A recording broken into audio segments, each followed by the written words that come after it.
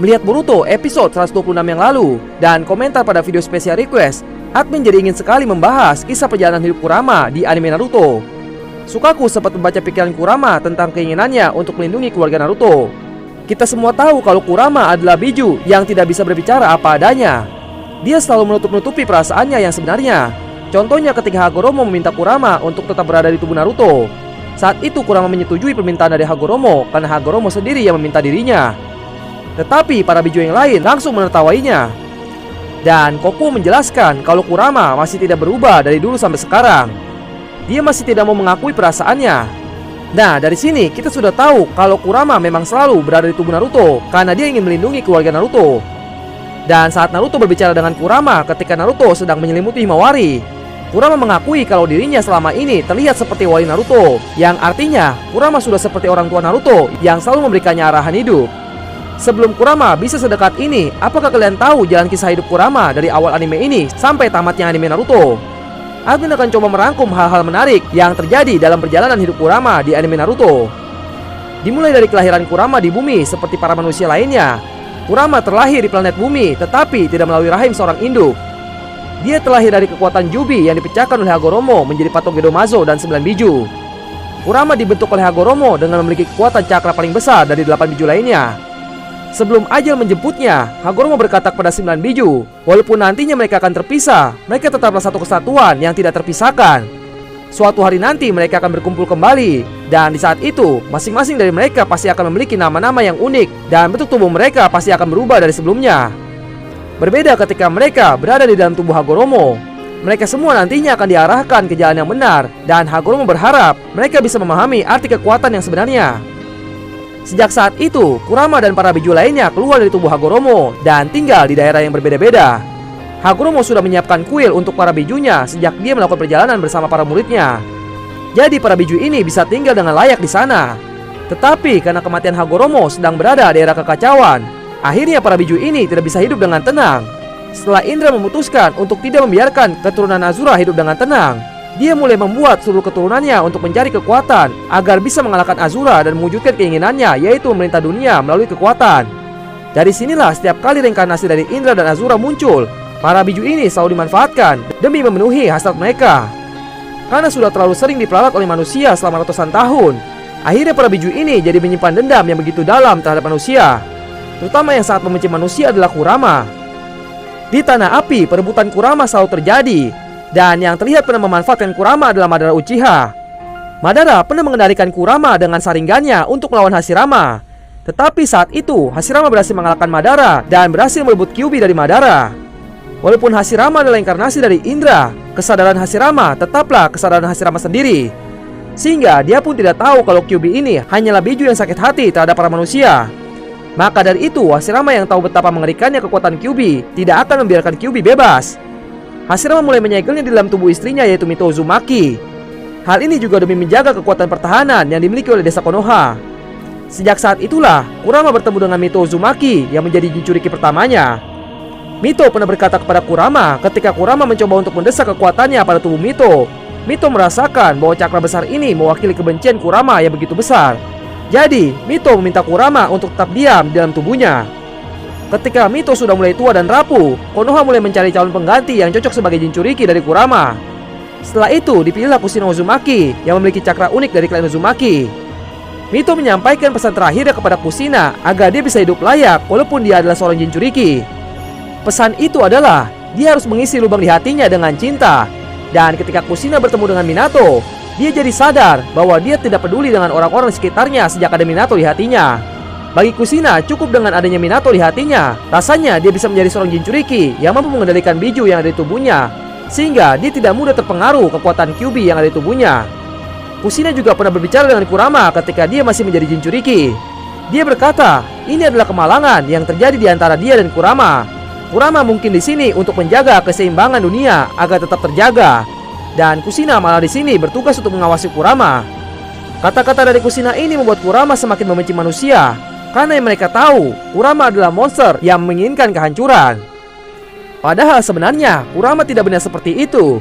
Dia hanya membenci manusia karena manusia tidak sebaik Hagoromo yang telah melahirkannya. Dan kebencian Kurama pun terus berlanjut. sampai saat dia dimasukkan ke dalam tubuh Jinchuriki selanjutnya, yaitu Naruto Uzumaki. Kurama disegel ke dalam tubuh Naruto menggunakan segel Haki Fuin, dan segel ini bertujuan agar kekuatan Kurama suatu saat nanti bisa digunakan Naruto. Tetapi Kurama memiliki sebuah rencana agar dia bisa menguasai tubuh Naruto sepenuhnya dan akan keluar dari tubuh Naruto suatu saat nanti. Dia mengatakan jika dia terus mengalirkan cakranya pada Naruto, suatu saat nanti pasti akan ada celah di mana dia bisa menguasai seluruh tubuh Naruto. Kurama terus bersabar untuk menunggu hal itu terjadi. Dia awalnya mulai mengalirkan cakranya sedikit demi sedikit ketika Naruto mempelajari teknik Kagebunshin no Jutsu. Dan cakra Kurama benar-benar sukses dimanfaatkan Naruto ketika Naruto melawan Haku. Tetapi Naruto selama ini tidak menyadari kekuatan Kurama ini. Dia menggunakan kekuatan Kurama tanpa dia sadari, dan akhirnya Kurama mengerti ternyata kekuatannya bisa digunakan oleh Naruto ketika Naruto sedang dalam keadaan bahaya dan ketika kebencian mulai merasuki perasaannya. Setelah itu Kurama berencana untuk membuat Naruto sadar akan keberadaannya di dalam tubuh Naruto. Dan akhirnya Naruto benar-benar bertemu dengan Kurama ketika Jiraiya menguji kekuatan Kurama yang ada di tubuh Naruto. Kurama sengaja memberikan kekuatannya pada Naruto agar Naruto bisa terus menggunakan kekuatannya, sehingga nantinya segel Haki Fuin yang menyegel Kurama bisa melemah dan Kurama akhirnya bisa bebas dari tubuh Naruto. Di saat Naruto menyelamatkan Gaara dari Deidara, Naruto sangat marah karena Gaara dibuat tidak sadarkan diri oleh Akatsuki. Kebencian yang ada di hati Naruto semakin dirasuki oleh Kurama, sehingga Naruto menjadi sangat liar dan tidak bisa mengontrol dirinya dengan baik. Bahkan temannya pun bisa dia habisi tanpa dia sadari. Tetapi saat itu Kakashi berhasil menahan kekuatan Kurama dengan sebuah kertas segel. Kemudian Kurama mulai bersabar untuk mencari cara lagi agar dia bisa menguasai tubuh Naruto sepenuhnya. Kejadian-kejadian lainnya yang hampir membuat Naruto dikuasai oleh Kurama adalah saat melawan Orochimaru dan juga Pain. Saat melawan Pain, itu adalah kesempatan yang sangat langka sekali yang bisa Kurama manfaatkan untuk mengambil alih jiwa Naruto. Tetapi tidak disangka, ternyata cakra Minato masih tertinggal di segel Haki Fuin ini. Dan akhirnya segel Haki Fuin diperbaiki kembali oleh Auro Minato. Setelah itu Kurama menanti kembali momen yang tepat agar dia bisa benar-benar bebas. Ketika Naruto menandatangani perjanjian untuk kunci pembuka segel Haki Fuin, Kurama sangat senang sekali karena akhirnya dia bisa semakin dekat dengan kebebasannya. Tetapi saat Naruto ingin merebut kekuatan Kyuubi dengan membuka segel Haki Fuin, Kurama tidak menyangka kalau Naruto memiliki kekuatan yang luar biasa. Dan akhirnya Naruto mampu mengambil kekuatan Kurama dan dia bisa masuk dalam mode bijunya. Ketika masa peperangan dimulai, Kurama sempat menguji tekad kuat Naruto. Dia mengatakan jika Naruto melawan musuh-musuhnya di medan perang dan berhasil mengalahkannya, maka kebencian musuhnya tidak akan pernah hilang. Dan apakah Naruto mau menerima beban kebencian itu sendirian? Dan Naruto dengan tatapan mengerikannya berkata, "Jangan selalu meremehkanku." Lalu Kurama membalas kalau Naruto terlalu naif. Naruto selalu berpikir kalau dirinya bisa menghapus semua kebencian dari setiap orang. Dan Naruto berkata kepada Kurama, jika seseorang kehilangan kepercayaan atas dirinya, maka orang itu akan berakhir. Dan Naruto juga berkata, mungkin suatu hari nanti dia bisa menghilangkan kebencian yang ada di dalam diri Kurama. Dan saat-saat kebencian Kurama menghilang adalah ketika Naruto bertemu dengan Son Goku dan mengetahui nama biju yang ada di dalam tubuhnya. Dari Naruto kecil sampai perang shinobi keempat dimulai, Naruto tidak pernah tahu nama biju yang ada di tubuhnya. Dia hanya mengenal julukannya saja, yaitu Kyuubi. Setelah mengetahui namanya dari Son Goku, Naruto jadi ingin semakin dekat dengan Kurama. Dia ingin seperti Killer Bee dan Gyuki yang menjadi teman baik. Melihat ketulusan hati Naruto demi menolong para biju, akhirnya Kurama mulai mengingat kembali saat-saat di mana semua orang meremehkan impian Naruto. Kurama tidak akan pernah lupa dengan apa yang sudah dialami Naruto selama ini. Warga desa Konoha yang selalu menjauhi dirinya, Neji yang juga menganggap bahwa Naruto tidak pantas menjadi Hokage, Tsunade yang pernah mengatakan kalau impian Naruto itu terlalu berlebihan, dan Kabuto yang mengatakan kalau anak kecil seperti Naruto memang akan selalu merengek tentang impian yang belum tentu terwujud. Semua itu sudah pernah dialami oleh Naruto. Tetapi Naruto tidak mudah menyerah. Dia selalu membuktikan kalau tekadnya ini benar-benar kuat. Dia berkata sebelum dia menjadi Hokage, dia tidak akan mati dengan mudah.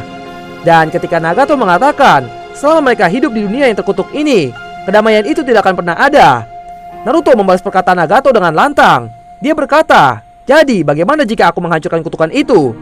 Jika kedamaian itu memang ada, aku akan meraihnya dan aku tidak akan menyerah sampai kapanpun untuk mendapatkannya. Dengan setiap kata-kata yang diucapkan oleh Naruto di sepanjang hidupnya, Kurama selalu mengingat semua itu.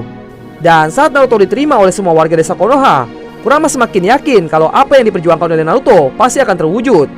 Dan saat Naruto berhasil membuktikan kalau dia tidak akan pernah menyerah dan berhasil membebaskan Son Goku, Kurama jadi percaya dengan apa yang diucapkan oleh Naruto.